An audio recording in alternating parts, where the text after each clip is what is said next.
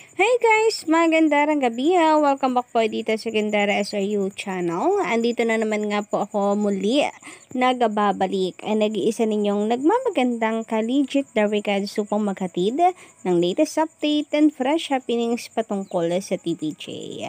Basta mga balita na may kinalaman po sa Itbulaga, sagot na po natin yan. Kaya naman, kung hindi ka pa nakaka-subscribe dito sa aking channel, paki-click na lang po ng subscribe button na nandiyan sa baba para maging updated po kayo sa mga susunod nating mga balita. And para nga po sa gabing ito, ang atin pong pag-uusapan ay pumapatungkol dito sa nalalapit na anibersaryo ng TVJ bilang kapatid. 1 year na nga po sila bukas bilang kapatid dyan po sa TV5 mula nang sila ay lumipat at unang umere dito. Tatandaan nyo pa ba mga kadarwikats? Yung mga bawat pangyayari dyan na syempre mula po sa mga tao o mga Darwikads na nasa labas ng studio, hindi po nagpapigil, talagang sila po ay sumugod pa rin sa studio kahit sinabi na no live audience po muna para sa first day po ng TVJ sa TV5 dahil kinakapapa po nila syempre yung bago nilang studio. Ang mga Darwikads hindi po talaga nagpapigil at dinagsa pa rin po ng mga tao yung labas po ng studio kaya sobrang saya. Ramdam na ramdam po natin yung pagmamahal na ating mga kababayan sa Itbulaga ng TVJ. Yung emosyon, samot-saring emosyon na atin pong naramdaman noong July 1, 2023, napaiyak tayo, napatalon sa saya, and very unforgettable din po talaga yung moment kasi 'di ba isang buwan na din po tayo hindi nakapanood ng telebisyon. Ang dami pong mga nagpahinga sa panonood po ng telebisyon. Kaya naman sobrang na-miss nilang Itbulaga nung magkaroon po ng tugtugan sa kalsada, sa yawan na grabe. Sobrang na-miss po ng mga tao ang presensya ng Itbulaga. Anyway, dahil nga po magse-celebrate na po ng 1 year bukas ang Itbulaga bilang kapatid sa TV5, puspusa naman po siyang puspusa namang ginagawa pong paninira ng kabila or ng mga pro-tape defenders sa TVJ. Iyak po sila ng iyak sa social media. Anyway, unahin po muna natin pag-usapan itong sinasabi ni Procnoy sa kanyang social media account na gumaganda or nananatiling maganda ang relasyon ng GMA Network at Tape Inc. Just because kasama daw yung mga tahanang pinakamasaya host sa GMA Stations ID. Siyempre naman, Procnoy, alam namang mawala yun ay mga GMA artist yun. Sadya naman talagang mapapasama sila dahil mga GMA artist sila. Kagaya ni Mavi, Cassie, nila Buboy, mga GMA artist yan. Nahihibang ka na ata, nananaginip ka ng gising. Anyway, kung maganda man ang relasyon pa rin ng GMA at Tape Inc., wala naman na kaming pakialam doon. Bahala kayo sa buhay niyo. Basta kami, masaya kami ng mga legit Darwikad. Samantala, speaking of pananatiling paninira po nila sa Itbulaga, puspusan po ang kanilang ginagawa. Hindi lang dahil sa mag-first anniversary na po ang TVJ bilang kapatid dahil nalalapit na rin po ang 45 years ng Itbulaga. Diyan po sila talaga hindi po maka-move on.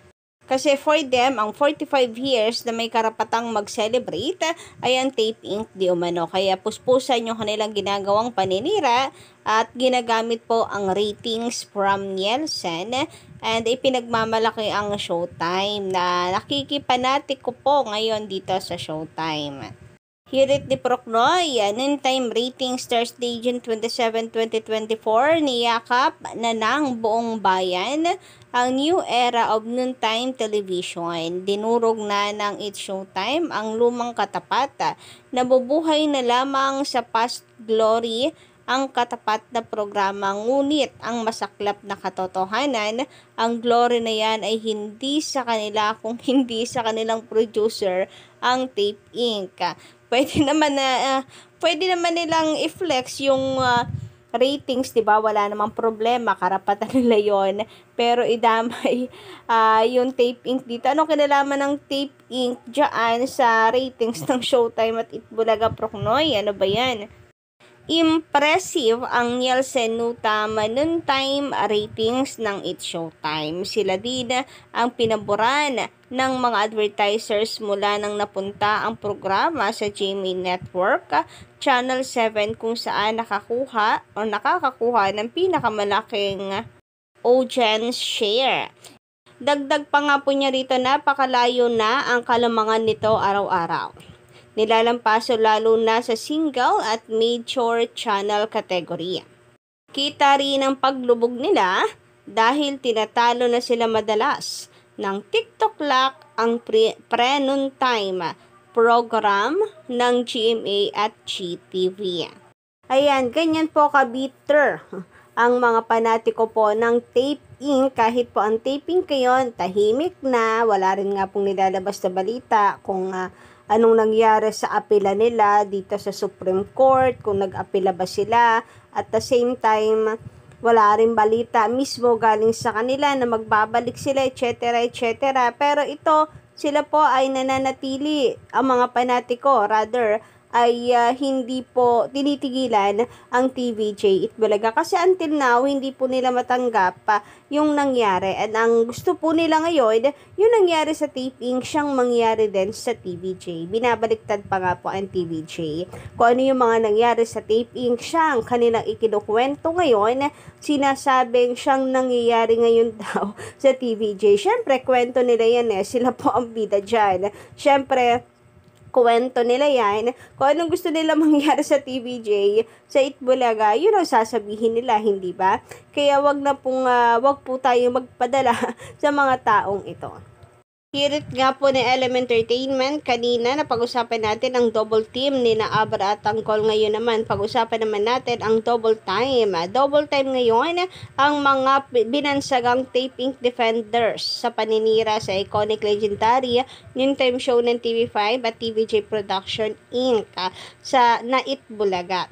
Ito ay kinabibilangan sila Jeremiah or Proknoy, Orda Angelo, Ted Tape Everyday Defenders, Bonza, Arnel Vespils Castillo, Kapuso Warriors Alliance, Kapuso Super Alliance fan page, at si Harbetera Lo. Ayan, mga double time daw po ang mga taong to.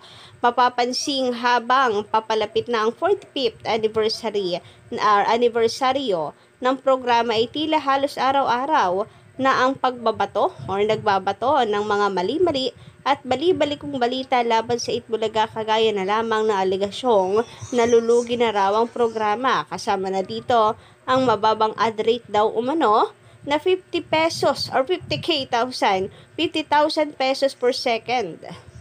Pag ayaw daw ni MVP na bigyan ng budget ang programa, at ang umano'y hindi daw ipapagamit sa TVJ ang Meralco Theater, pati na rin ang maling post sa News 5 or maling post ni News 5 tungkol sa Will to Win na papalit daw sa noontime slot ng EB na naitama na ng news arm ng TV5.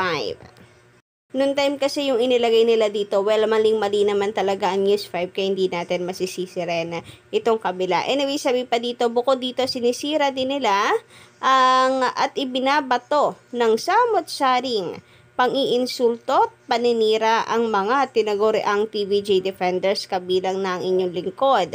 Gusto nilang mawala tayo sa kanilang landas, pero hindi sila magtatagumpay at hindi kami titigil ng pagtatanggol sa TVJ dahil alam namin kami ang nasa tama at matuwid.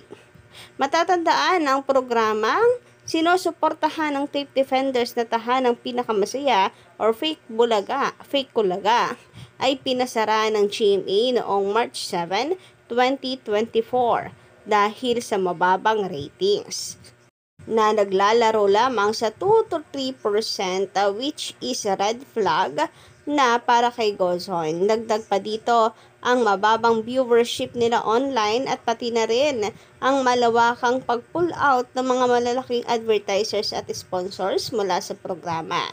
Nabalita din ang kumpirmadong 800 million pesos na utang na block time fee ng production or production company ni Haluso sa GMA7.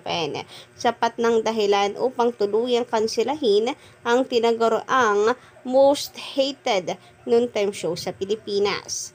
Ang page na ito, pati na rin ang YouTube channel ay aktibong nilalabanan ng mga fake news nito at nagtatagumpay tayo. Kasama na natin ang iba pang TVJ Defenders na sila Big Entertainment, Solid, TVJ Defenders at Legendary Gods Fighter Authority, Kapatid Super Alliance. Ito ang True Itbulaga Defenders Network, Trending Central, Ders TV at marami pang iba. Ano pa man ang iba to nilang paninira laban sa Itbulaga, ay tuloy pa rin ang programa sa kanilang 45th year anniversary ngayong Hulyo. Walang makakapigil sa mga Derby Gods na mag-celebrate. Kaya nga, saludo rin po sa lahat ng mga tape defenders sa mga nabanggit po dito na talagang napaka-solid po ng pagsuporta sa TVJ at hindi tumitigil hanggat hindi nasusupalpala ang mga bashers ng Itbulaga. Samantala, patuloy naman mga kadabikan sa pagdagdag ng sponsors ng Itbulaga sa kabila po ng paninirang ginagawa po ng mga kalaban. Kaya maraming salamat sa lahat ng sumusuporta at hindi bumibitaw anuman po ang fake news na lumalabas. Sabi dito ni Mr. Fizz, Kapisers at Legendary Gods, dahil sa patuloy ninyong pagsuporta mga Legendary Gods at pagtitiwala ng mga advertisers kasama na ng mga bigating sponsors, nadagdagan pa ng 2 sponsors ang sugod bahay mga kapatid ng Itbulaga. Ang Tolak Angin at ang Bingo Plus na sponsor din ng Gimme 5. Ang total ng mga bigating sponsors sa mga segments pa lang ng Itbulaga ay umaabot na ng 11 bigating sponsors na binubuo ng mga sumusunod. Number 1, TNT, Pure Gold, Grain Smart Rice, Hanabishi, Palawan Express, CDO Ulam Burger, Birch Tree Fortified Milk, Bioderm, Palmolive Naturals, Tolak Angin, and Bingo Plus. Kaya ating suportahan mga kapisers at Legendary Gods ang mga produktong yan.